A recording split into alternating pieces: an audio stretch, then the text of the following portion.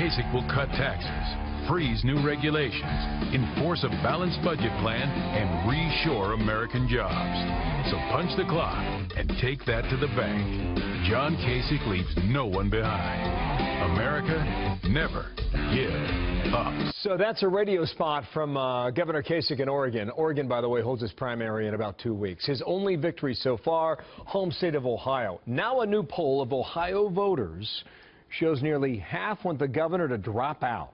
That number goes higher when you ask Republicans. Kasich says, though, he's playing the long game. 2 days ago, watch. In the short term, there's a consequence. In the long term, I win the general election and everybody else loses. So that's how I've chosen to proceed, and it either will work or it won't work, and I'm very comfortable with everything, and doing soul searching from time to time, but I feel terrific. Yeah, well, Trent Duffy's National Communications Advisor, spokesman for the John Kasich campaign. How you doing, sir? And good day to you, and thanks for coming back. Spoke to the governor last night. Where's his head? Well, as you just said, he's feeling good about things. He's had very good receptions out in Oregon at both of his town halls, and it's going well. He's going to be meeting with his foreign policy team later this week. And look, Bill, you know, that same poll you mentioned, you got to remember that Ohio voted for John Kasich over Donald Trump by 11 points, which was one of the widest margin of victory of any Republican candidate over Trump. A new national poll just came out that showed that Trump has 49% of Republican voters, but he doesn't have 51%. So there's a lot of sort of this hung jury kind of dynamic going on. So we'll see how this carries out. He's kind of waiting for someone to fall apart. I mean, that's the way I see it, right? And he's like the backstop in case that happens. Well, I think that's one way to put it, but I think that if you look at what's happening, again, Trump has still not cleared that 50% mark. There's still a lot of deep reservations. His sky-high negatives are causing a lot of unease. His unpopularity amongst women and millennials.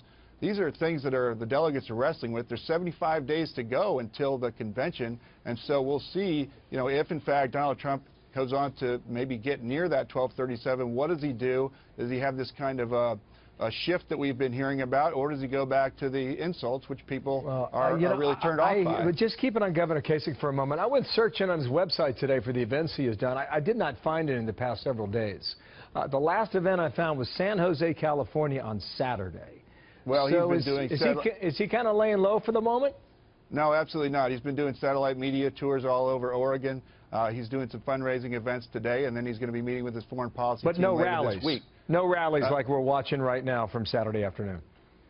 He's been doing a lot of satellite radio and media tours all over Oregon, which is where our focus, which is why we're on the air there, and which is why we're going to compete very vigorously in Oregon. What do you say to the 58% of Ohioan Republicans who think the governor should drop out? This in a state where he is enormously popular and showed that in his primary victory over Trump and Cruz. Well, I think he just says that he wants to stay in this race because he's the best person to lead our country out of this rut that it's been in for the past 8 years, that he wants to bring his record of job creation and fiscal sanity that he demonstrated in Ohio to the country, and yet he's the one that can break us out of this division that's plagued our country for the past 8 years. Either Trump or Clinton is going to keep us where we've been. Divisive, broken Washington, finger-pointing, and everything else. We got to rise above it. Those numbers back in Ohio, I mean, suggest the wall that he has run into here. Now, he beats Hillary Clinton head-to-head in 17 of the last 17 polls that asked that question. So why has he not done better among Republicans from state to state? Well, look, I mean, this has been an unconventional year. Nobody expected this to happen, and that's why he's going to stay in this race, because he is the only one that can beat Hillary Clinton. I mean, those same polls, Bill, show Donald Trump losing badly to Hillary, and the numbers getting worse for him. Also shows that Ted Cruz can't win.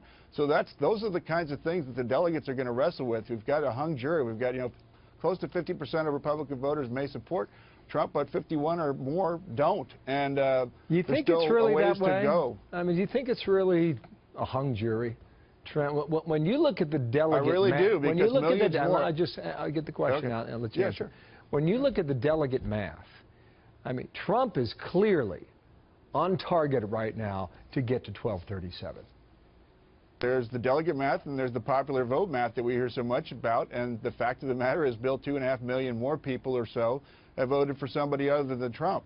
So there is a bit of a hung jury out there amongst the Republican electorate that's been participating in this process, and we'll just see how the process plays out. Governor Kasich is going to stay in it because he wants to give voters a choice and give some optimism and give them a choice to come the time we gather in Cleveland. I don't know what Governor Kasich would do. I'll ask him the next time I see him and get a chance to talk to him. But you as a Republican, if Trump's your nominee, will you support him? Will you vote for him? Yeah, look, this isn't about me. This is about who's best able to represent the Republican Party, the ideals that it's stood for over time, and that person's John Kasich, and that's why I'm standing behind him. We'll see what the story is tomorrow. Trent, thanks for coming back. Trent Duffy from The View from the Kasich camp. Thank you, sir.